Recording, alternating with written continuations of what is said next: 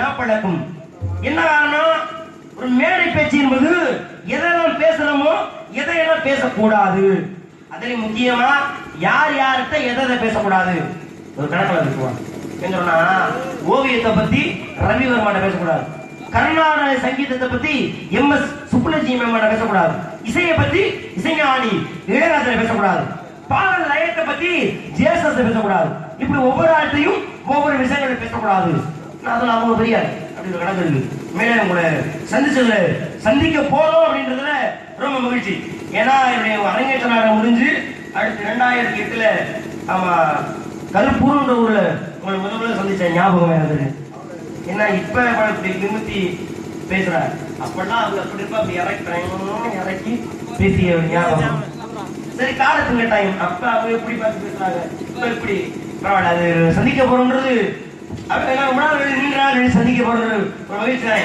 ஆனா அதுக்கு இடையில நம்ம கேள்விப்படுற விஷயம் இருக்கு, அதுதான் நம்ம பார்க்காட்டாலும் கூட சரியான கணிப்பாயிரும். ஆமா, ஒருத்தர் பத்தி கேள்விப்படுறோம், மண்டகம் பண்றாரு, அது உண்மையோ பொய்யோ. ஆனா கேள்விப்படுறப்ப என்ன வரும், ஒரு அப்படித்தான் பண்றாங்களோ அப்படின்னு என்னை கேள்விப்படாமையே அடுத்த என்னது நல்ல விதமா பேசுங்க, உங்க மனசு என்ன வரும், அப்படி பண்ணிட்டானாமா ஒரு ஞாபகம். என்னை பத்தி நல்ல அபிப்பிராயம் இருந்தா நான் என்ன நல்லபடியா பேசினாலும் உங்க தப்பா அப்படிதான் அப்படி ஒரு கணக்கு இருக்கு. ஆனா நான் கேள்விப்பட்ட வரைக்கும் நல்ல விவரமான ஆளு, நிறைய படிச்சிருக்கீங்க, அதுல எந்த மாற்று கருத்து இல்ல. ஆனா மண்டை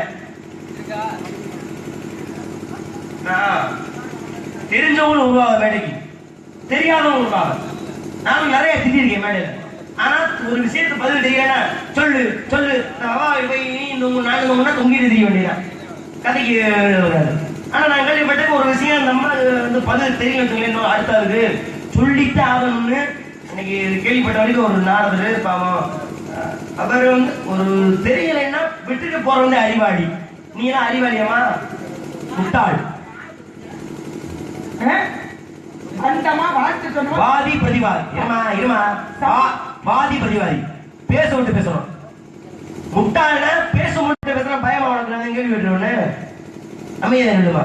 ஓ மண்டகணத்தை காட்டு, நீ வந்து நான் கேள்விப்பட்டேன்னு சொன்னேன்னு அவன் நினைக்கலாம், இந்த மாதிரி தப்பு தவறு வந்து பேசலையே, ஏன் இந்த பையன் இந்த மாதிரி சொல்றேன் நினைக்கலாம். இது மண்டகணத்தை நிக்கிற தோறல எழுதியா எவ்வளவு தும்புரு சனி நான் இல்ல இல்ல பேசப்போம். நான் அப்படின்னா உனக்கு மண்டகணம் தும்புரு மேடைனா உங்களுடைய கதாபாத்திரம் என்ன பள்ளி. நாங்க நிக்கிறோம்னா நாங்க நாவல உயர்ந்த கதாபாத்திரம். நான் நிபந்தனை வரோம் பிராணத்தோட எல்லாமே எங்களுக்கு உண்டு. நாங்க நிக்கிற தனாவட்டா ஏன்னா அதுதான் எங்களுடைய கதாபாத்திரம். நீ என்ன பண்ணி ஆட்டி நிக்கிற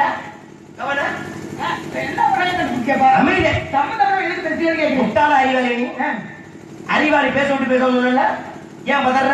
அப்படியா? ஏன் பயமா இருக்கா? உடனே கேள்வி விட்டுருன்னு நில்லுமா. கால் என்ன போட்டுருக்க நீ? செருப்ப கட்டி உன்னையெல்லாம் ஓர வாசல் சுத்தருக்கு அறிவில்லை உனக்கு. சைக்கிள்ல வருது இல்ல பைக்ல தான் வந்துச்சு. சைக்கிள் மானத்தை எடுத்து மாட்ட விட்டு ஓட்ட போறீங்க. ஒழுங்கானிக்கு ஊர் போய் சேர மாட்டியான்னு அரட்டறன 10 வருஷம் மரியாதையா பேசுங்க. அல்ல அறிவாளி, நான் என்ன சொல்றேன்றதை கேட். நான் மரியாதையா பேச தெரியாதா? இதுவரைக்கும் உன்னை தவறா பேசுறேன், வாங்கி பேசணும், கேட்டு வாங்கி பேசணும். உன்னை தவறாத பேசுறேனா ஏடி அப்படி ஒரு வார்த்தை உங்களை கேட்டனா சபை நாகரிகம் முக்கியம். சாட பேசுறமா சாட பேசுறேன் ஒரு வார்த்தை நான் நீ பண்ண தப்ப சுத்தி காட்டுறேன். ஒரு நாள் நிக்கிறேன், நீங்க என் வயசு மரியாதை வேணும். உன்னோட எவ்வளவு வயசுன்னு போயிட்டேன் போட்டுக்க வேஷம் ஓரமா கட்டி போட்டுச்சுட்டு ஏன் தோட்டதான் நிக்கிற நீ எல்லாம் இல்ல வேற இடத்துல நின்று வந்தியா? அறிவுதான் தோட்ட ஓரமா கட்டி போட்டு நாள் வச்சுட்டு நானும் பார்த்து நிக்கிறேன். எவ்வளவோ ஜாம்பவான நானும் பார்த்துட்டேன். மேல என்னுடைய கதாபாத்திரம் ஒரு மரியாதை உண்டு. நீ என்ன ஜெயமலவன் சுத்தி கும்பிடுறியா? நீ யாரை கும்பிடுற? நீ நாரதரை கும்பிடுற. தேவலவாசி ரிஷிகள் முனிவனாக இருக்கணும். ரிஷியாமான நான் மத ரிஷி, ராஜ ரிஷி, தேவ ரிஷி, பிரம்ம ரிஷி இதெல்லாம் கடந்த தேவ ரிஷின்ற பட்டத்தை வாங்க வேணாம். என்னை கும்பிடுங்க. நீ என்ன பண்ணணும்? செருப்பணி உன்னை போட வேணாம்னு சொல்லல, தாராளமா போட்டுக்க. கும்பிட போது எப்படி கும்பிடுங்க? நீ மிகப்பெரிய அறிவாளி. நான் செருப்படி கும்பிடலாமா? சோத்தத்துன்னு அறிவு இருக்கா? உடனே சுட்டு போட மேடை நாகரிகம் தெரியுமா உனக்குலாம்? ஒரு நாள் சுத்தம் பொழுது செருப்பு போட்டு கும்பிடுறியே, உனக்காக வாழ்த்து நான் கொடுத்துருக்க மாட்டேன். சரி வந்துட்டே ஏதோ கதையை நம்ம கெடுத்துட கூடாது. இதுக்கு மேல நின்று நான் அடிச்சு விடுவேன். சரியா? வந்தமா கதை பாட்டு பாடணுமா மரியாதை உள்ள ஓடி போயிரு. அடுத்தது வாயை திறந்து வச்சுக்குவே பேசு. இப்ப பேசலாமா? நாடகம் நடக்கிறது வேற விஷயம், சபை நாகரிகம் ரொம்ப முக்கியம். உட்காந்துருக்கீங்களா? மேடைக்கு நின்ன மரியாதை இருக்கு, செருப்பு போட்டு கும்பிடுற பேசிட்டேன். இப்ப நான் கேட்ட கேட்டு இந்த மாதிரி பதில் சொல்லணும். சொல்றேன்னு வச்சுக்கவே குட்டிக்கு தலையில ஓடி போய் பூங்கொடி கேட்டுக்கீங்கல்ல, பேசாம மூடிக்கு நிக்கணும், வாய மூடிக்கிட்டு நிக்கணும். அதே நேரத்துல சொன்னீங்க வள்ளிய வந்து வாடிக்கிறார் இல்ல, வள்ளிய நம்ம வீட்டு கிழிக்கிறேன். வள்ளியோட தலை என்ன, தகுதி என்ன? வள்ளிக்கு வந்து எல்லாமே தெரியும். வள்ளிக்கு வந்து அஷ்டமா சித்து அனைத்து வள்ளிக்கு தெரியும். அனிமா லகிமா மகிமா கரிமா பிரார்த்திமா ஈசாத்தோ வசித்தோன்னு சொல்லக்கூடிய அஷ்டமா சித்து அனைத்து வள்ளிக்கு தெரியும். வள்ளிய போய் வாடி அப்படிங்கிறீங்களே, வள்ளி வந்து ஒரு தெய்வத்துக்கு சமம். ஒரு தெய்வத்துக்கு பிறந்தீங்க, ஒரு தெய்வத்தோட போய் சேரணும் அப்படின்னு ஒரு கணக்கு இருக்கு. திமுரு அப்படிங்கிறீங்க, சாட பேசுறீங்க. சாட பேசுறது பெண்கள் வழக்கம், பெண்கள் தான் சாட பேசணும்.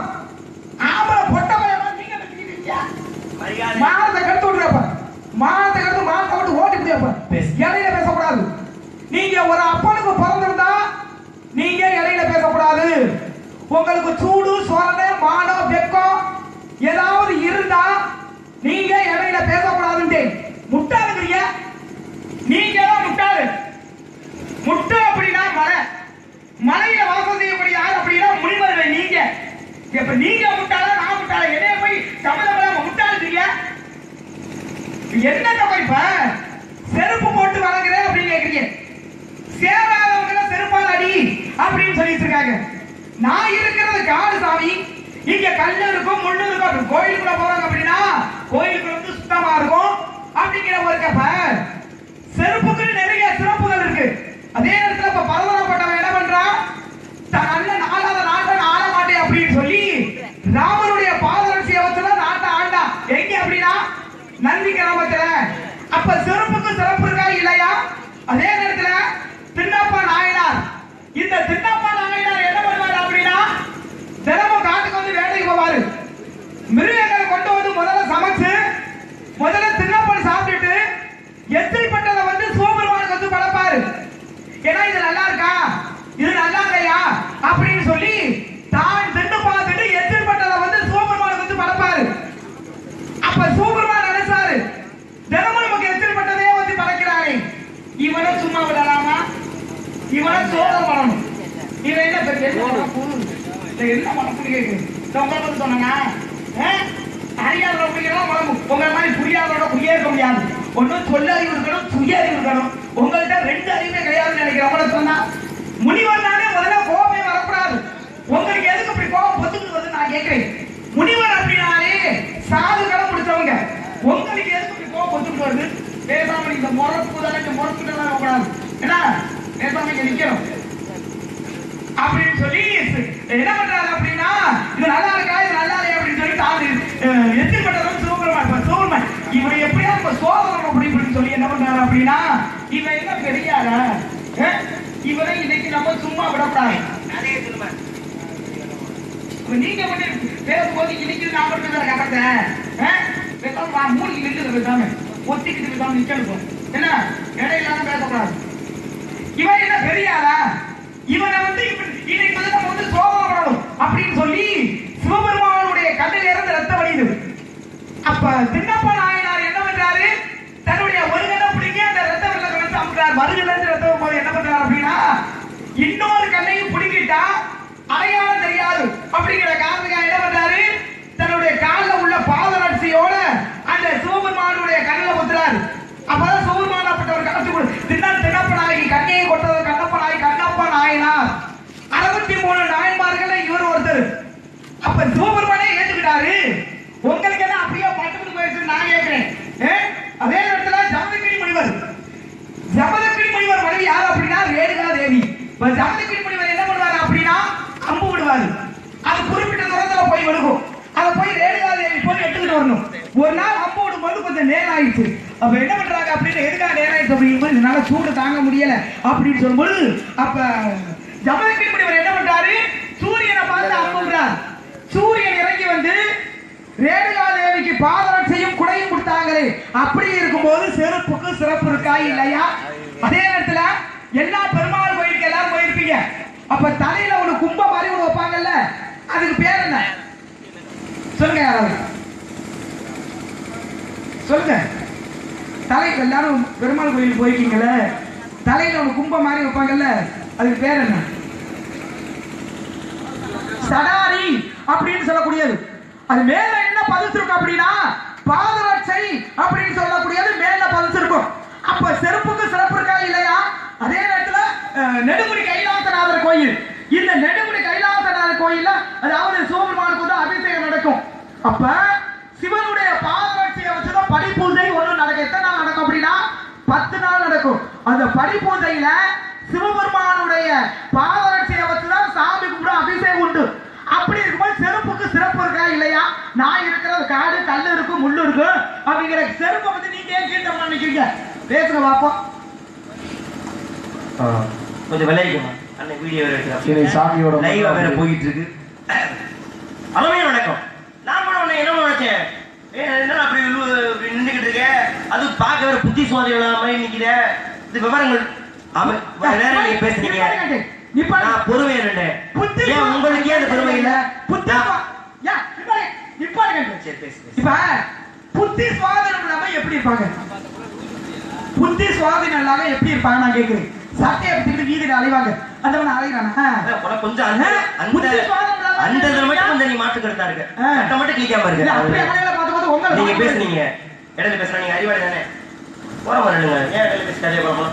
ஏன்னா என் மேல் மிகப்பெரிய தாக்கு இருக்கு. ரசிகர்கள் ஒரு குறை சொன்னா நம்ம திருப்பிக்கணும். ஏன்னா என்ன நீங்க பேசுறீங்க, ஏன்னா வள்ளியை பேச விடாம இடையில குறுக்கு பேசல, பேச விட்டு பேசுங்க அப்படிங்களா? ரசிகர்கள் விருப்பத்துக்காக நம்ம நினைக்கிறோம். அதனால வள்ளி என் தரப்பு வாதத்தை நான் வச்சேன், வள்ளி தரப்பு நியாயத்தை சொன்னாங்க, அதை மாத்தி பிரதிவாதி இடையில கடந்து கத்தனம்னா வள்ளி 10 நாள் உண்ணா அது கடிச்சுக்கிட்ட மாதிரி இருக்குமா இல்லையா? ஒரு எதுக்கு நிலையா கேட்கிறியா? ஒரு வெட்டி மிட்டாய்க்குன்னு வச்சுக்கீங்களேன். வள்ளிய மாட்ட கேட்டேன், நியாயமா தானே கேட்டேன். ஒரு நாரதர் நான் நிக்கிறேமா, காலில் செருப்பு போட்டு கும்பிடலாமா? நியாயமான கேள்விதானே. வள்ளிய மாத்துக்கு சொன்னாங்க, அற்புதமா நடக்கும். இதுவரைக்கும் நாடகக்கலை உலகத்துல அந்த வரலாற்றிலேயே யாரும் சொல்லாத ஒரு அர்த்தம், யாரும் சொல்லாத ஒரு விளக்கம். 4 பேர் பார்த்து 3 பேர் ரொம்ப பெருமைப்படுவாங்க.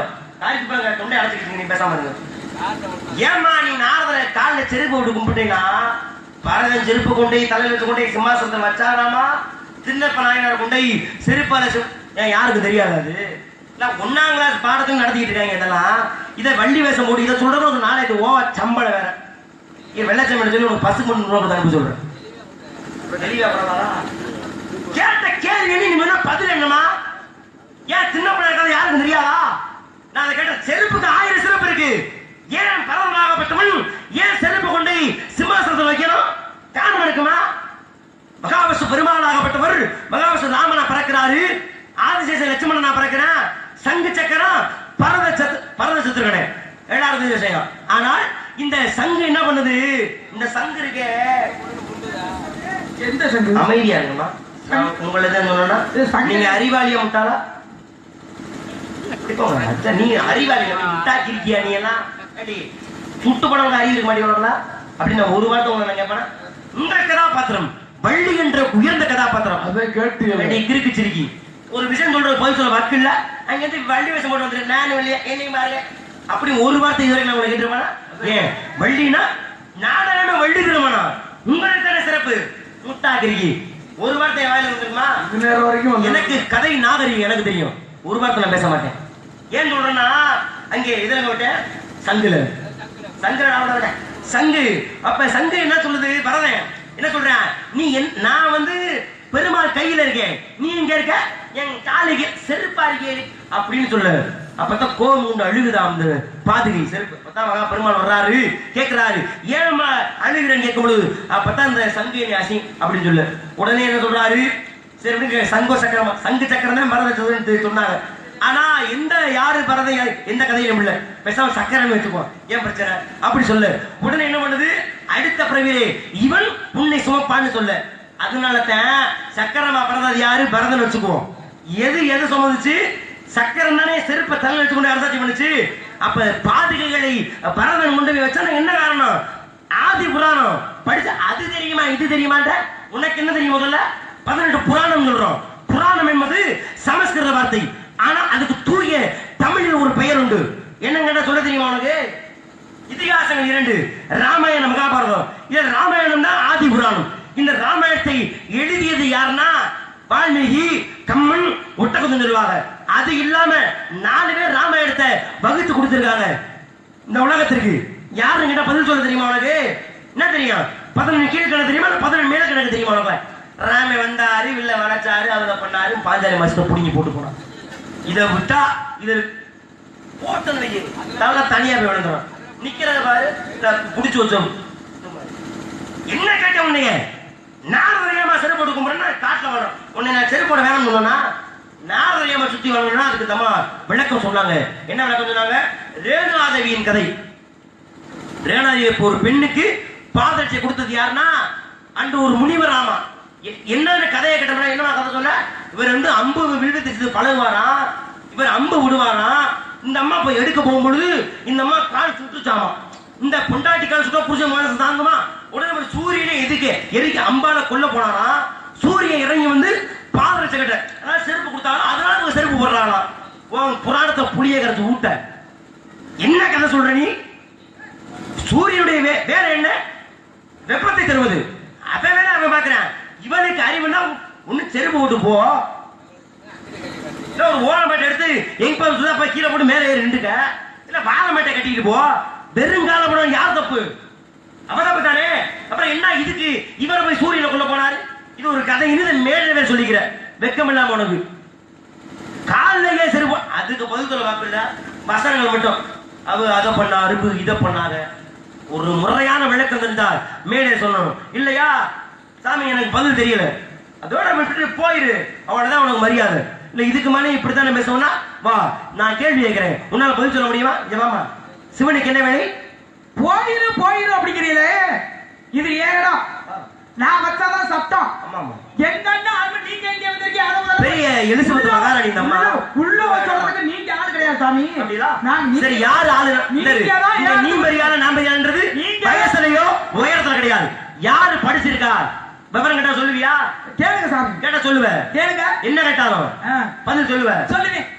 பண்டிகை கற்கண்டு மோடி மாடே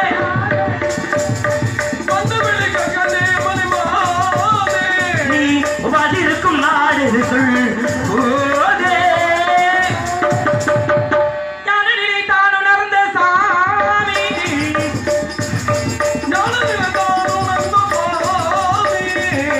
யாரிலே தான் உணர்ந்த சாமி நான் பிறந்தது மலை நாடு சாமி. நாடு அதை நாடு அதை நாடாவிட்டால் ஏது வீடு. நான் நல்லதையே தேடு, நானும் பரம நத்தியே தேடு, வல்லவர் கூட்டத்தில் கூடு, அந்த வல்லனை வாழ்த்தி நெஞ்சில் கொண்டாடு எங்கள் நாடு தொண்டை நாடு. தொண்டை நாடு அப்படிங்க சொல்றீங்க. மொத்தம் எத்தனை நாடு இருக்கு? 4 வகை நாடு. என்னென்ன? சேர நாடு, சோழ நாடு, பாண்டிய நாடு, தொண்டை நாடு. எதுல இருந்து அந்த தொண்டை நாடு பிரிக்கப்பட்டது தெரியுமா? சோழ நாட்டுல இருந்து பாதி தொண்டை நாடு. யாரால பிரிக்கப்பட்டது? யாரால பிரிக்கப்பட்டது அப்படின்னா கரிகால சோழனால் பிரிக்கப்பட்டது. அவனுடைய இயற்பெயர் என்ன தெரியுமா? திருமாவளவன் என்று சொல்லக்கூடிய கரிகாலத்தையும் பிரிச்சு கொடுத்தேன். யாருக்கு கொடுத்தேன்? யாருக்கு? அவன் பிள்ளைக்கு தானே. காட்டுக்கு போறான், பிள்ளை பார்க்க ஆசைப்படுறான். இந்தம்மா நீ ரொம்ப அழகா இருக்க, நான் உன்னை கல்யாணம் பண்ணி ஆசைப்படுறேன். யார சொல்றீங்க? யார சொல்றீங்க? கேக்குறேன். ஒரு நாகக்கன்னியா பார்த்து சொல்றாரு. தாத்தா நானும் சொல்றேன். கதையை சொல்லுங்க. இதுல வேற நீ இடையில ஒரு வசனம் சொன்னீங்க. அதுக்கு பொண்ணை பார்த்து கேட்டா அடி வாங்குறது 6 ரவுண்டா இருக்க போகுது. அதுக்கு இது பொண்ணை பார்த்து கூட ஒரு பிரயோஜனம் இருக்கு. எல்லாத்தையும் என்ன பண்ண வள்ளியம்மா? கரிகால சோழன் வந்து ஒரு நாகக்கன்னியை பாக்குறாரு, பேரு காதல் கொள்றாரு. அதான் நாகக்கன்னி அப்படின்னு சொல்லிட்டேனே. அப்ப காதல் கொள்றாரு. 2 பேருக்கு காதல் ஏற்பட்டதும் என்ன அப்படின்னா கர்ப்பம் ஆகுறாங்க. ஏன்னா அந்த பெண்ணை வந்து சோழ நாடு கூட்டிட்டு வர முடியாது அப்படிங்கிற ஒரு காரணம் உண்டு. அப்ப என்ன சொல்றாரு அப்படின்னா உன்னுடைய குழந்தைக்கு என்ன வேண்டும் அப்படின்னு கேட்கிறாரு. அப்ப இந்த நாகக்கன்னி சொல்றா என்னுடைய குழந்தைக்கு உங்களை நாங்க பாதி நாடு வேண்டும் அப்படின்னு சொல்லும் பொழுது அப்ப உன்னுடைய குழந்தை அப்படின்னா எப்படி நான் கண்டுபிடிக்கிறேன் அப்படின்னு சொல்லும் பொழுது என்ன பண்ற அப்படின்னா தென்னை மலரை வந்து மாலையா கட்டி போட்டான்னு சொல்லி அதை பார்த்து நீங்க புரிஞ்சுக்க அப்படின்னு சொல்லி குழந்தை பிறந்து என்ன பண்ற அப்படின்னா தென்னை மலரை வந்து மாலையா கட்டி போட்டான்னு சொல்றாங்க. அதை பார்த்துட்டு தன்னுடைய சோழ நாட்டு நாட்டுல பாதி நாட்டை கொடுத்தாரு. நான் நிறைய விஷயம் பேச ஆசைப்படுறேன். இந்த ஒரு கதை இந்த 1.5 மணி நேரம் சொல்ற பழக்கம் வேணாம். ஓரிரு வார்த்தை விடைகளி அப்பதான் நீ எவ்வளவு படிச்சு அது தெரியும். சரி சார். யாருன்னா களத்துல குதிப்போம். இல்ல எப்படி வசதி இல்ல கேளுங்க சாமி. நீ அடிக்கடி வீடியோ மறைச்சுக்கிட்டு இருக்க. நீ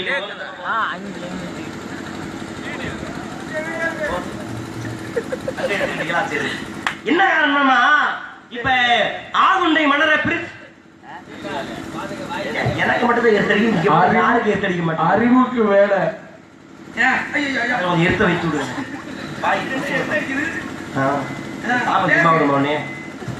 பிரிச்சு கொடுத்தேன். யாரு கரிகாசோழன் நாகக்கண்ணியை பத்தி ஆசைப்பட்டு பிறந்த பிள்ளை. பிள்ளையின் பெயர் என்ன? திரையன்.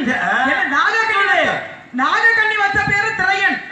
இவன் வச்ச பேரு என்ன பேரு அப்படின்னா ஆத்தொண்டை சக்கரவர்த்தி. ஆதுண்டைன்றது பேர் இல்ல. ஆதுண்டை கொடி கேள்விப்பட்டிருக்கியா? இப்ப என்ன சொல்றாங்க? ஆத்தொண்டை சக்கரவர்த்தி அதுக்கு பேரு. சக்கரவர்த்தி பேரு ஆதுண்டைமா? ஆதுண்ட கொடி சுத்தி அனுப்புனால. இப்ப அது என்ன கொடி? என்ன கொடி? மூணாம் கொடி கேள்விப்பட்டீங்களா? அதுதான் ஆரம்ப கால பேர் ஆதுண்டை கொடி. அப்ப அதை சுத்தி அனுப்புறாரு வந்தாரு. அதனால ஆதுண்டை மன்னன் பேரு. அவன் ஆண்டதால ஒரு நாடு பேர் என்ன? தொண்டை நாடு. ஏன் உண்மையை உங்க குறவடத்துக்கு சொல்லலாம். தொண்டை நாடு. ஆமா உயிரா கூடுங்கல்ல. இவங்க மட்டும் அப்படியே எஸ்பி அப்படியே பாடி நாட்டை பத்தி பேச நம்ம 2 பேருக்குமே தெரியல. விட்டு அப்ப ஒவ்வொரு நாட்டுக்கு ஒரு சிறப்பு இருக்கா இல்லையா? ஆமா. பாண்டி நாடுக்கு என்ன சிறப்பு? முத்துடைத்தது பாண்டிய நாடு. முத்து எங்க விளையும்? முத்துக்கள் எங்க விளையும் அப்படின்னா தூத்துக்குடி மாவட்டம். விற்பனை செய்யக்கூடிய இடம் ஏது அப்படின்னா மதுரை. சரி தூத்துக்குடி பாண்டி நாடு எல்லையா இருந்தது. தூத்துக்குடி முத்து குடிச்சாங்க. விற்பனை செய்தது எங்க? மதுரையில. மதுரையில. இப்ப அது பாண்டி நாடு. இப்ப நம்ம நிக்கிற நாடு என்ன நாடு? இது என்ன நாடு? ஒன்றை கேட்டா நீ சொல்லு. என்ன நாடு நீ கேக்குற? அங்கே கேக்குற. உங்க நாடு திருப்பி கேக்குறேன். இது என்ன நாடு சொல்லுங்க பாப்போம். நம்ம நிக்கிறது திருப்பத்தூர் பகுதி. இது என்ன நாடு? பாண்டி நாட்டுக்கு சேர்ந்தது. பாண்டிய நாடு. அறந்தாங்கி அங்கிட்டு போனாத்தான் சோழ நாடு சேரும். இது பாண்டி நாடு. இப்ப நடைமுறைப்படி கேட்கிறேன். நீங்க நான் சொன்னல நடைமுறைப்படி கேட்கிறேன். நம்ம நிக்கிற நாடு என்ன நாடு? நம்ம நிக்கிறது என்ன நாடு? அத பாண்டிய நாடு சொல்லிட்டியா? அப்புறம் என்ன? அது கணப்படிமா? நடைமுறைப்படி சொல்லு. நம்ம நிக்கிற நாடு என்ன நாடு? தாய் நாடு. பேய் நாடா? நம்ம இருக்கிற தொண்டை நாடு. அதுதான் சரித்திரம் சொல்றேன். நடைமுறைப்படி சொல்லு. இது என்ன நாடு? தாய் நாடு. மலைநாடு. தமிழ்நாடு. என் நாடு தமிழ்நாடு. அப்ப மாநிலம் என்ன? மாநிலம் இந்தியாவா? யாரு அந்த அம்மாவுக்கு சொல்லி கொடுத்தது?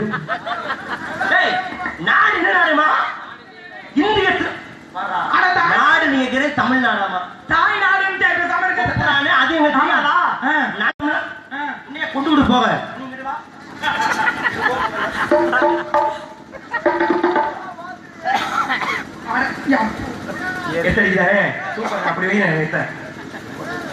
நாடு என்ன நாடு? ஏன் நான் உங்களை கேட்கிறேன்னா அதுக்கு உங்க சொல்ற நாடு சிறப்பு. ஏன்னா எந்த நாட்டுக்கு இல்லாத சிறப்பு எந்த நாட்டுக்கு தொண்டை நாடுக்கு. என்ன உடை தின்றோம்? சோறுடித்தல் சோழ நாடு. அது சோழ நாடு. ஓ நாடு என்ன நாடு? தொண்டை நாடு. என்ன உடைத்து? ஆண்டோர்கள் சான்றோர்கள். ஆண்டோர்னா அறிவாளி அர்த்தம். நீ பிறந்த ஊர்ல எப்படி அந்த பேர் வச்சாங்க? நீ பிறந்தோடனே பேரை மாத்திருப்பாங்க அறிவாளி இல்லைன்னு. சாமி இல்ல 42 நாயன்மார்கள் கொண்டது ஏதோ அப்படின்னா இந்த சோழ நாடு. ஆண்டோர்கள் சான்றோர்கள் தொண்டை நாடு படிச்சிருக்கீங்க. 63 நாயன்மார்கள். 63 நாயன்மார்ல 42 பேர் பிறந்தீங்கன்னா சோழ நாட்டுல தான். ஏன் தெரியல சொல்லு. சொல்லிட்டோம்ல. எழுதுறது யாரு? பெரிய புராணத்தை எழுதுறது யார் அப்படின்னா பெரிய புராணம். நான் கேள்வி கேட்கவே இல்லையே. உன்ட பெரிய புராணம் 63 நாயன்மார்கள் கொண்டது ஏதோ அப்படின்னா பெரிய புராணம். தப்பு. யார் சொன்ன பெரிய புராணம்? அது பெரிய புராணமா? அது பெரிய புராணம் தான். எப்படி இல்லைங்கிறீங்க? 63 பெரியார்களை குறிப்பதுதான் பெரிய புராணம். இது பேர் என்ன? எது பேரு? 63 நாயன்மாரை பற்றிய கதை எந்த புராணத்துல? பெரிய புராணம். அது 63 பெரியார்களை பற்றியது காரண பெயர் பெரிய புராணம். பெரியார். ஆமாமா 63 அடியவர்கள். 63 நாயன்மார்கள் கொண்டது எது அப்படின்னா பெரிய புராணம். புராணம். அது பேர் என்ன? அந்த பெரிய புராணத்தை எழுதுறது யார் அப்படின்னா எழுதுறத கேட்கறேன். எழுதுறத விட்டு அந்த 63 குறிக்கிற நூலுக்கு பேரை சொல்லு. அது பெரிய புராணம். பேரை சொல்றியா இல்ல அந்த பொட்டியை நொறுக்குவா? அந்த பெட்டி எடுத்து உங்க மண்டையில நொறுக்க போற. ஆமாமா ரொம்ப நிறைய உதவி பண்ணிருக்கீங்க. சரி விட்டுங்க. நீ பதில் சொல்றியா இல்ல மிருதம் தூக்கி விட்டு நொறுக்குவா? திருத்தொண்டர் புராணம். வேணாமாமா நொறுக்க வேணாமாமா. சரி அதை விட்டுமா. திருத்தொண்டர் தொகை. திருநா என்ன? மரியாதைக்குரிய. தொண்டர்னா என்ன? பக்தர்கள். தொகைனா என்ன? நூல். அப்ப திருத்தொண்டர் தொகைனா என்ன அர்த்தம்? உயர்ந்த அடியார்கள் நூல். பேர் என்ன? அதான் பெரிய புராணம். சூப்பரா சொல்ல மாட்டான். அது புக்கு பெருசா இருக்கும். ஆமாயா, பெருசா இருக்கு, பெரிய புராணம். 11ஆம் திருமுறை என்பது காரண பெயர். எழுதினவர் பேர் என்ன? சேக்கிழார் பெருமான். எழுதினவர் பேர் என்ன? இந்த பட்டி ஒண்ணு போட்டிய நீ எவ்வளவு சவுடா பெரிய வர்ற நாது ஒரு பதில் தெரியும். சில பேருக்கு பதில் விட்டுட்டு போயிடணும். எவ்வளவு சவுடால் அடிக்கிற நீ மத்த நாளுகிட்ட இங்க அடி, உன் பப்ப இங்க எழுதான பாப்பா சொல்லு. சேக்கிழார் சொல்றியே, பேர் என்ன? அருள்மொழி தேவன். அருள்மொழி தேவன். சரியா பதில் சொல்லு. சரியா வந்து சொல்லிக்கிட்டு அருள்மொழி தேவனா அருள்மொழி வர்மனா? அருள்மொழி தேவன். அருள்மொழி வர்மன். அருள்மொழி வர்மன். அருள்மொழி அருள்மொழி தேவனா அருள்மொழி வர்மனா? அருள்மொழி தேவன். அப்ப அருள்மொழி வர்மன்றது யாரு? அது வந்து ராஜராஜ சோழனுக்கு அருள்மொழி வர்மன் அப்படின்னு ஒரு பேர் உண்டு. அருள்மொழி வர்மனா இல்ல அருள்மொழி வர்மனா? இல்லன்னாவா இன்னன்னாவா? மைக்கட்டும் மண்டைய ஒட்டக்க நம்ம ஒரு பாத்துக்கப்ப விளக்கம் சொல்லு. போட்டேன்னு வச்சுக்கங்க, அருள் கொடுக்கும். தெரிச்சு போயிடும் அப்படியே. இல்ல எனக்கு வர்றதுக்கு அப்பதான் வருது. அருள்னா அருள் கொடுக்குறோம், இல்லன்னா என்ன பொது லகரம். அருள்னா இன்னன்னா இடை இன்னன்னா. அருள்னா அருளா? அருள்மொழி தேவன். அருள்மொழி தேவனா? சரி, என்ன கேக்குறேன்? சரி, அருள்மொழி வச்சு ஓம் பலிக்க வர்றேன். அதை கட்டின கோயில் என்ன கோயில்? தஞ்சை பெரிய கோயில். அதை கண்ட கோயில் என்ன கோயில்? அதை கட்டின கோயில் தான் தஞ்சை பெரிய கோயில். அது பெரிய கோயில் தாமா? சின்ன கோயிலா? இல்ல இல்ல, கோயில் பேர் என்ன? பெரிய கோயில். தஞ்சை அது பெரிய கோயில் தாமா? 1000 வருஷத்துக்கு முன்னாடி கட்டப்பட்ட பெரிய கோயில். அதுதான் இந்தியாவிலேயே. அது பெரிய கோயில் தானே? சின்ன கோயிலா? இல்ல, பெரிய கோயில். பேர் என்ன? என்ன உங்க பிரச்சனை என்ன? விவரம் கேட்க வந்தாங்க. இப்ப தெரியுது விவரம் பண்றது. வேற பேர் இருக்கா? தஞ்சை பிரகதீஸ்வரர். பிரகதீஸ்வரர் பேர் இல்லையா? பெரிய கோயில். பெரிய கோயில் ஒண்ணுதான். சரி, அங்க இருக்கிறது யாரு? பெருமாள் இருக்காரா சிவன் இருக்காரா? சிவபெருமான். சிவன் கோயில் தானே அது? ஆமா. சிவனுக்கு என்ன வேலை? சிவனுக்கு என்ன வேலை அப்படின்னா அழிக்கும் வேலை. அழிக்கிறது என்பது அவர் கடவுள். அழிக்கக்கூடிய வேலையை கொடுத்தவர் சிவபெருமான். சரி, அழிக்கக்கூடிய வேலை யாருக்கு கொடுத்தாரு? அழிக்கக்கூடிய வேலை யாருக்கு கொடுத்தாரு? அப்படியே முதல்ல உனக்கு அஸ்திவாரம் எப்படி இருக்குன்னு பார்ப்போம், அப்புறமா கட்டுறத மெல்ல கட்டிப்போம். அழிக்கக்கூடிய வேலை யாருக்கு கொடுத்தாரு? சிவபெருமானுக்கு. சிவன் தான் யாருக்கு கொடுத்தாரு? யமனுக்கு. உயிரை பிடிக்கிற வேலை யாருக்கு அப்படின்னா யமனுக்கு. யமனுக்கு தான் உயிரை பிடிக்கிற வேலை. ஆமா. எல்லாரும் உயிரை யமன் பிடிப்பார், அதுதான் அவன் வேலை. யமன் உயிரை பிடிச்சார். இன்னார் பிடிச்சா சொல்ல பத்தாது. யாரு பிடிச்சா, எங்க பிடிச்சா, எதுக்கா பிடிச்சார், என்ன கதை, என்ன புராணம், எந்த நூல்ல எத்தனை பக்கத்துல இருக்கு, இதெல்லாம் நீ சொன்னாட்ட உன்னை உள்ள அனுப்புறது. நீங்க இல்ல அதே டீப்ல பக்கத்துல கட்டி போட்டுருவேன். ஒன்னடா கேட்டுக்கிட்டு காலத்தை வீணாய், பர்வ காலத்தை வீணாய், காலத்தை வீணாய் பழக்கி விடலாமோ அம்மா அம்மா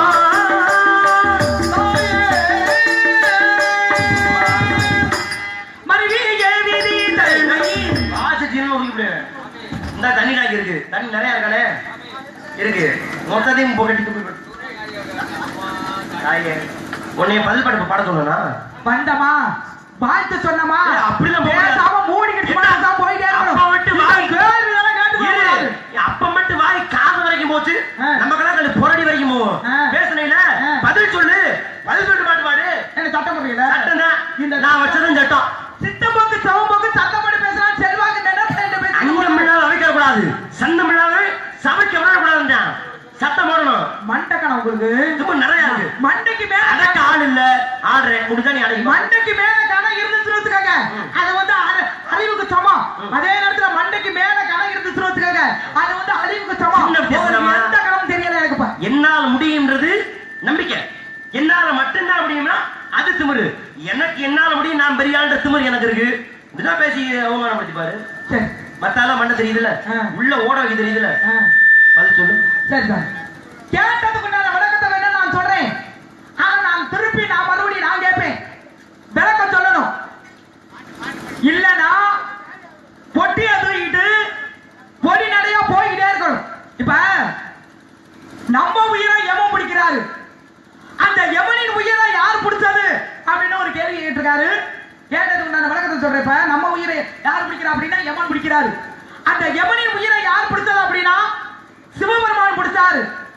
என்ன காரணம் அப்படின்னா மிருகண்ட மகரிஷிக்கும் மருத்துவதிக்கும் ரொம்ப நாளா குழந்தையே கிடையாது. அப்ப மிருகண்ட மகரிஷி எங்க போறாரு அப்படின்னா மேலோகத்துக்கு தேவலோகத்துக்கு போறாரு. அப்ப தேவந்தர் என்ன சொல்றான், உங்களுக்கு குழந்தை இருக்கா அப்படின்னு கேட்கிறான்.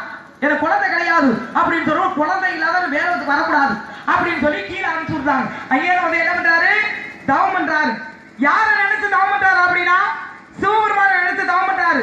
அப்ப சிவபெருமானை உங்களுக்கு என்ன வேணும் அப்படின்னு கேட்கிறாரு.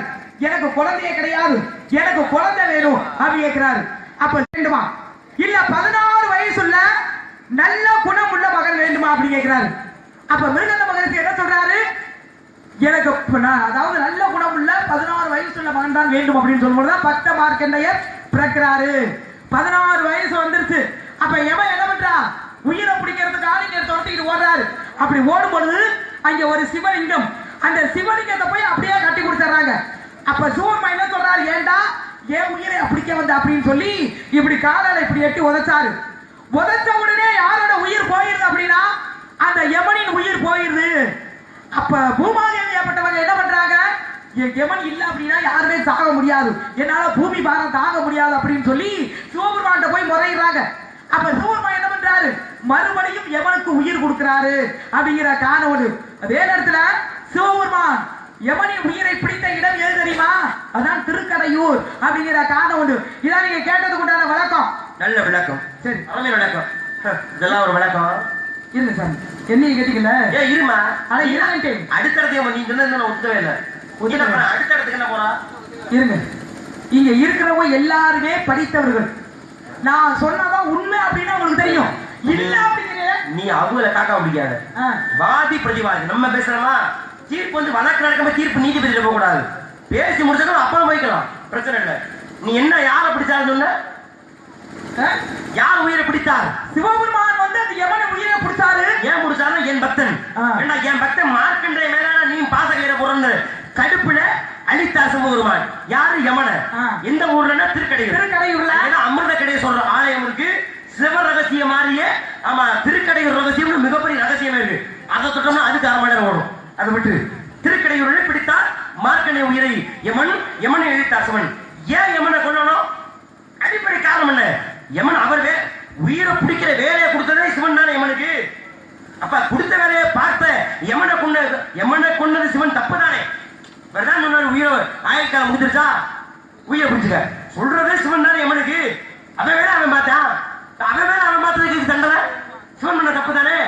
கதைக்கு ஒத்து வரும் அது. அப்ப சிவலிங்கத்துக்கு மேலே போய் பாசகரை போடலாமா? சிவலிங்கம் என்ன இருக்கு? பெருமாள் என்ன இருக்கு? அவன் வீச போய் பேரை போய் கட்டி பிடிக்கிறா. இப்ப வீட்டுல சமன் போட உட்கார வேண்டியதானே? உட்காந்து அவன் போய் பாசகர் போய் சிவபக்தன் யார் அப்படின்னா அந்த பட்ட மார்க்கண்டையர் அப்படிங்கிற ஒரு காரணோடு தன்னுடைய தன்னுடைய பக்தரை வந்து காப்பாற்றணும் அப்படின்னு சொல்லி யமனின் உயிரை பிடிச்சாரு. சிவலிங்கத்துக்கு மேல போய் விழுந்ததுனால யமன் உயிரை பிடிச்சாரு. படிச்சிருக்கீங்க. இவன் கேட்டு நம்ம சொல்றதான்ற மாதிரி மண்டகனம் உங்களுக்கு வந்துருச்சு. இப்ப நான் சொல்லவா? ஏன்னா யமனுக்கு வந்து ஒரு கால் புழுக்கால். ஏன் புழுக்காலா போச்சு? ஏன்னா சூரியனுடைய பிள்ளைதான் யமன். சூரியனுக்கு 2 பொண்டாட்டி, சமிக்காதேவி சாயாதேவி. சமிக்காதேவிக்கு பிறந்தா யமனும் கங்காதேவியும். சாயாதேவிக்கு பிறந்த சனியை முடிச்ச சனீஸ்வரன். சனீஸ்வரன் யமனாதேவி யாரு பிள்ளை? 2வது பொண்டாட்டி பிள்ளை. இதுல சமிக்காதேவி ஓடி போயிட்டா. சூரிய வெப்பந்தாங்களேன்னு விஸ்வகர்மாட்ட அவங்க அப்பா வீட்டுக்கு போயிட்டா. சாயாதேவிக்கு பிறந்த பிள்ளை சனீஸ்வரன். அப்ப என்னாச்சு? ஒரு சமயம் சனீஸ்வரனுக்கு யமனுக்கு போட்டியில ஜெயிச்சது யாரு? யமன். ஆனா தீர்ப்பு யாரு கொடுக்குறாங்கன்னா சனீஸ்வரனுக்கு. தான் பெற்ற பிள்ளைக்கு தீர்ப்பு கொடுத்துட்டா. இவனுக்கு கோபம் வந்தாங்களே யாருக்கு? யமனுக்கு. தாயினோட பார்க்காம எட்டி மிதிக்க போவ. அப்பதான் தான் தாய் சாபம் கொடுத்தாராம். உன் எப்போ ஒரு தாயின்னு பார்க்காம மிதிக்க போனியோ உன் கால் புழுக்காரா போகட்டும். எப்பவுமே யமனுக்கு ஒரு அக்கினி யாரு? ரத்த ஆறு ஓடிட்டு இருக்கும். ஏன்? எனக்கு ஒரு ரத்த பூமி இல்லை. அப்ப அந்த அக்கினி ஆறு ஓடும் பொழுது யமன் கால இருக்க புழு பூமியில விழுந்தா பூமி அழிந்து விடும் என்பதற்காக அக்கினி ஆறு ஓடுமா. இத சிவபெருமான் எந்த காலில் மிதிச்சாரோ அந்த காலத யமனுக்கு தீர்ந்து போனது. சிவன் எந்த காலம் மிதிச்சாலும் வள்ளியம்மா சொல்லட்டும். யமனுக்கு எந்த காலம் கொடுத்தாலும் நான் சொல்றேன். போட்டி சரியா? இப்ப சிவபெருமானே உதைக்கலன்னு நான் சொல்றேன். சிவபெருமானே உதைக்கலன்னு நான் சொல்றேன். சிவன் பாதி சக்தி பாதி. புராணத்தை அதுதான் சரியா இருக்கும். சிவன் பாதி சக்தி பாதி. அனைத்து இடம் எது அப்படின்னா திருச்செங்கோடு. ஏன்னா இடையில கோடு போட்டதுனால திருச்செங்கோடு அப்படிங்கிற காரணம் யாரால ஏற்பட்டது அப்படின்னா பிரிக்கு முடிவதால் ஏற்பட்டது. என்ன காரணம் அப்படின்னா இந்த பிரிக்கு முடிவருக்கு வெண்கல முடியாது. அப்ப சிவனை சரி, மட்டும் இடத்துக்கு வந்துருவோம். சிவனை மட்டும் வணங்கி வந்தாரு. சிவன்பாதி சக்திவாதி. சக்தி எந்த பக்கம்? இடது புறத்தை வந்து சக்தியை கொடுத்தாரு. அப்ப சிவன் மிதிச்சாருன்னா சிவன் மிதிக்கல, சிவன் மிதித்தாள். பரவாயில்ல, படிச்சு இதான் படிச்சிருக்கீங்க. ஒன்னா புதுமுறை நோன் நட்ட விதமா பதிலாம் உனக்கு. பெண்கள் எத்தனை பருவங்கள்? பாட சொல்லிட்டு இருக்காங்க. பாட்டு பாடி அப்புறம் வச்சுக்கோ. சரி, என்ன கேட்டீங்கல்ல? இப்ப சிவபெருமான் பாட்டு பாடி இருங்க சாமி, இருமா அண்ணன். இவர் என்ன கேட்டார்ல, நான் கேட்பல. சிவபெருமான் எத்தனை தடவை தன்னுடைய நெற்றிக்கண்ண திறந்தார்? சொல்லுங்க பாப்போம். ஒரு 10 தடவை இருக்குமா? சொல்லுங்க. எத்தனை பேரை எரிச்சாரு? யாரார எரிச்சாரு? கேள்வி பாருங்க. சிவன் நீங்க மட்டும் கேட்காமா? சொல்லுங்க பாப்போம். யாரார எரிச்சாரு? பண்ணி பாட்ட பாட விட மாட்டேன். ஒண்ணும் மன்மதனை எரிச்சாரு. சொல்லுங்க. நான் என்ன எரிச்சாருமா? நெட் சிக்கன் சிறப்பு குட்டு கொண்டு சொன்னால இப்ப நாள சேர்த்து மாரடிக்க முடியல. அப்படி அங்கே கதையிலே நக்கீரன் நெட் சிக்கன் திறக்க தீப்பொறி பறக்க நக்கீரன் இறந்தான். அது என்ன வள்ளியர்கள் இதே பக்கத்துல வர்றது வந்து என்ன புரிய? இந்த பைபாஸ் ரோட்ல வண்டி வேகமா போயிட்டு இருக்கோம். இந்த நாய் என்ன பண்ணும்? நாங்க வரும். ஏன் அந்த வண்டி இந்த நாய் கடத்த ஏறி ஓட போதா? அது மாதிரி நீ பக்கத்துல வந்து நீ என்ன பண்ண போற? நீ தட்டாவின் என் தலைவர் விழுந்துருவ. ஆனா யார நாய்க்கிறீங்க? நாயை பத்தி நாய்க்கு தான் தெரியும். சொல்லுவானா? ஏன்னா இடத்தோட தானே செய்யறோம். அப்புறம் என்ன எப்படி நாய்க்கிறீங்க? அப்ப சாமி வந்து நாய்க்கு எதுக்கு இந்த கதை சொன்னோனே வள்ளிக்கு புரியுது. சரி சொல்லுங்க. ஆமா, சிவபெருமான் 4 முறை நெற்றிக்கண்ணை திறந்தாருமா. சரி, சொன்ன மாதிரி மன்மதனோட எரிச்சாரா? நெற்றிக்கண்ணை திறந்தார். முருகனை தோற்று வைக்க நெற்றிக்கண்ணை திறந்தார். இன்னொரு முறை எங்க தெரியுமா? தாட்சாயினி நான் இல்லாம நீ இல்லையா? எங்க அப்பா என்ன பெரியாரு, நான் என்ன பெரியாருன்னு சொல்லு. அப்ப நீ யாரு பெரியாரு? உனக்கு ஆரம்பத்தில் நெற்றிக்கண்ணை இப்ப எனக்கு இருக்குன்னு சொல்லி நெற்றிக்கண்ணை திறக்க சிவபெருமான் தாட்சாயை எரித்து விட்டார். அது ஒரு முறை. இன்னொரு முறை திறந்தார். அது இங்க நக்கீரன் 3 முறை வந்துச்சு. இன்னொரு எரிச்சார். அது நாயன்மார் ஒருவருக்காக. அது ஒரு அப்படியே இதுல ஒண்ணு. இப்ப சிவபெருமான் வந்து எல்லாரும் எரிச்சாரு. அதே சிவபெருமான ஒருத்தன் எரிச்சிருக்கான். யாரு சொல்லுங்க? சரி, பாட்ட பாடி பேசு. படி மேல கோவிலுக்கு கல்யாணம் வானகமும் எல்லாத்தையும் இங்கேயும் நோக்கி விடுவேன். கேட்டதுக்குள்ள வணக்கத்தை சொல்லுங்க. என்ன பாட்டு பண்ண விட்டுருவோமாண்ணா? நினைக்கிறாங்க என்னடா நாரதர் என்னடா தண்ணி டாயோட சாமாஜா போடுறா இந்த பிள்ளைங்க இருக்கு. எடுத்த வைங்க கொஞ்சம் ஏத்துக்கு நல்லா. எனவே ஜெயமாதவன் அப்படின்னா நம்ம பெரியார் சொல்றாங்க. இதை நீங்க படிச்ச லட்சணமா? என்னத்தை நீ கேட்டு குதிச்சு கிடக்குற? கேட்டதுக்குள்ள வணக்கம் சொல்லுங்க. பாட்டு பண்ண விட்டுருவோம். 63 பேர். ஆழ்வார் எத்தனை பேர் தெரியுமா? ஆழ்வார்கள் 12 பேர். 12 ஆழ்வார்கள். எத்தனை ஆண் எத்தனை பெண்? ஒரே பெண்ணு தான். சூடி கொடுத்த குடரோடி ஆண்டான்றது ஒரு பெண்ணு தான். ஆனா ஆழ்வார்கள் மொத்தமா 12 பேர். இதுல முதல் 3 ஆழ்வார்கள் பொய்கை ஆழ்வார், புகத்தாழ்வார், பேயாழ்வார். இந்த முதல் 3 பேர் தான் கலியுகம் பிறக்கிறதுக்கு முன்னாடியே பிறந்தவராக கருதப்படுபவர்கள். இதிலே ஆண்டாள் பிறந்தது ஸ்ரீவில்லிபுத்தூர்ல. இன்னைக்கு ஸ்ரீவில்லிபுத்தூர் வந்து தாய் வீட்டு சேதனம் ஸ்ரீரங்கம் இல்ல திருக்கோசியூர் எல்லா பெரும்பாலான முக்கியமான ஸ்தலங்கள் எல்லாத்துக்குமே எங்கிருந்து ஒரு பிறந்து விட்டது சீதனம் ஸ்ரீவில்லிபுத்தூர்ல இருந்து. இது ஒரு கூடுதல் தகவல். ஆனால் அந்த 12 ஆழ்வார்னா யாரு? பெருமாளுக்காக வாழ்ந்தவள் தானே. ஆனா பெருமாள் இல்லாம ஒருத்தர் என்ன பண்றாரு? பிறப்பாலே சிவமதம். பிறப்பில சிவமதம் தான். அவர் பேரு சிவவாக்கியார் என்ற பேரு. அவரை ஒரு ஆழ்வார். இந்த 3 ஆழ்வார் ஒரு ஆழ்வார். அது யாருன்னு ஒரு பக்கம் அப்படியே இருக்கட்டும். ஒருவர் பேசி அனல்வாதம் புனர்வாதம் பண்ணி என் மதமே சிறந்தது, அதாவது வைணவ மதம் சிறந்ததுன்னு நிரூபிச்சுட்டார். இவர் மதம் மாறிட்டார். அது வரைக்கும் சிவனை தெய்வமான நினைச்சு கும்பிட்டவர் அடுத்து சிவனை மதிக்கவே இல்லை. வானத்தில் பறந்து போயிட்டு இருக்கார். சிவன் எதுக்கு பறந்து வந்துட்டு இருக்கார்? இவர் மதிக்காம போறார். சிவன் கடுப்பாயிட்டார். வந்திருக்க யாருன்னு தெரியுது இல்ல? தெரியுது. என்னப்பா அரிய மாமா அப்படிதான் தெரியுது. என்னப்பா அது மாதிரி அப்ப நான் சிவன்டா. ஆனா நீ சிவனா இருந்தா எவனா இருந்தா என்ன, யாராவது இருந்தாலும் என்ன, நான் யாரும் விட மாட்டேன். எனக்கு நெட்டு கண்டு இருக்கு, நான் உன்னை அப்படியே எரிச்சு விடுவேன். எரிச்சு முடிஞ்சா எரிச்சு பாடுறான்னு சொல்லு. அப்பதான் சிவன் நெச்சிக்கண்ணை திறக்க தீப்பொறி பறக்க இவர் ஒண்ணு பண்ணல. சிரிச்சுக்கிட்டே காலில் ஒரு கண்ணு இருந்தது அவருக்கு. காலில் இந்த கண்ணை திறக்க உடனே என்ன பண்ண, அதுல இருந்து பறந்த தீப்பொறிகள் சிவனை எரிச்சு பிடிச்சான். பாருங்க, சிவன் நெச்சிக்கண்ணை திறந்த இந்த தீப்பொறியை விட இவர் காலில். அப்ப பகவானை விட யாருக்கு சிறப்பதிகம்? பக்தனுக்கு. அதான் பிறக்கும் பொழுது மனுஷை என ஊரிலே பிறந்த 12 ஆழ்வார்களை திருமணிசை ஆவார் என்பவர் தான் சிவனை எரிச்சவர். போதுமா? சரி சார், அருமையான வணக்கம். இப்ப பாருங்க, பாடலாம் பாடணும். அருமை அந்த பாட்டு எங்கம்மா அந்த அம்மா பாட விட்டுச்சு இல்லையே, ஒரு பாட்டாவது முழுசா பாட விடுச்சா? இந்த மேடை பாடு செய்யும் கட்டி திருப்பத்தூர் வரைக்குமே யாருடைய ஆட்சினா அது பாண்டியவனுடைய ஆட்சி தான். 3 சமயக்குறவர்கள், சுந்தரர், அப்பர், மாணிக்கவாசர், திருஞான 3 பேர் பாடப்பட்ட ஒரே ஸ்தலம் தான் திருத்தலிநாதம். திருப்பத்தூர் பெரிய திருத்தலிநாதம் தள்ளிநடம் முடிந்தவர்.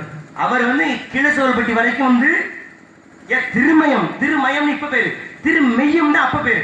அது வரைக்கும் போய் எங்க பாடியிருக்காங்க, அங்கே பாண்டி நல்லா வந்தவரை பாடியிருக்காங்க. எப்படி சோழநாட்டுன்னு சொல்லுவாங்க, வேணா முடிஞ்சா உள்ள வந்தாலும் நிரூபிச்சு காட்டணும். அப்போ வச்சுக்கோ 50 ரூபா. அது வரைக்கும் வள்ளிக்கு 50 ரூபா தர முடியாது. எப்படி பொய்யான சொன்னதுக்கு வள்ளிக்கு 50 ரூபா தர முடியும்? ஓடிக்கு முடிந்த 50 ரூபா என்ன பாரியா? இதுல சுதாரிப்பு படி வேலன்னு கோவலுக்கு நான் கல்யாணம் பானகமும் வையகமும் உருவானம்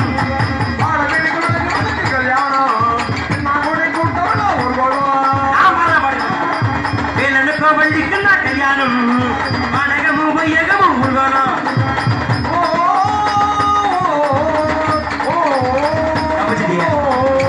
கல்யாணமா கல்யாணம் நடத்தி வைப்பே கல்யாணம் வேலன்னு கோவலுக்கு நான் கல்யாணம் பானகமும் வையகமும் உருவானம்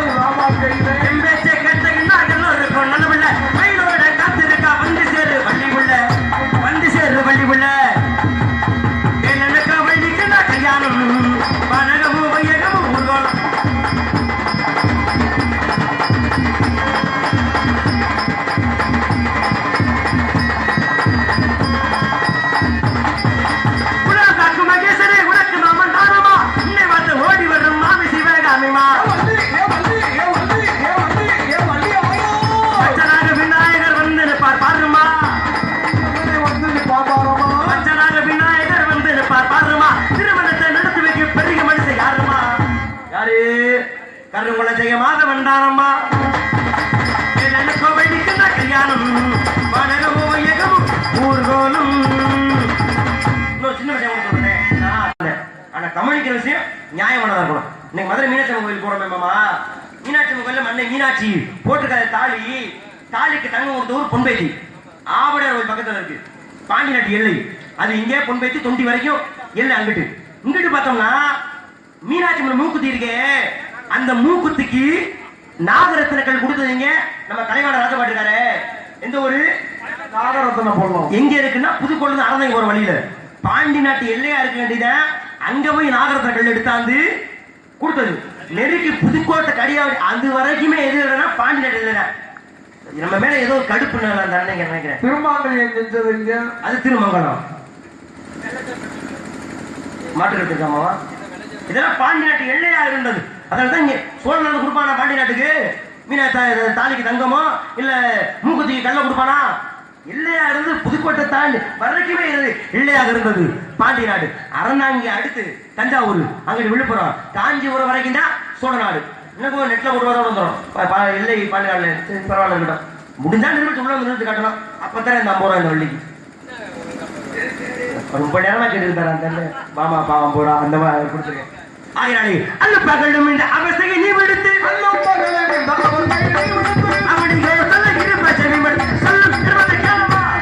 மாப்பிள்ளை பிடிக்கல சாமி. பணக்கிற தெய்வத்தை போய் எனக்கு போய் மாப்பிள்ளை சொன்னா உங்களுக்கே கேவலமா தெரியலையா? ஆமா, இத பெட்டிக்கார சொல்றாரு வள்ளி ஆயாளா. நான் கிளவியா? ஆயான்னா மதிப்புக்குரிய வார்த்தை. வள்ளி பொண்ணு அப்படி சொல்லணும். வள்ளி ஆயாளனா எனக்கு கிளவியா? 8 கோடி இவனுக்கு இன்னும் ஒரு பெண் அதுக்கு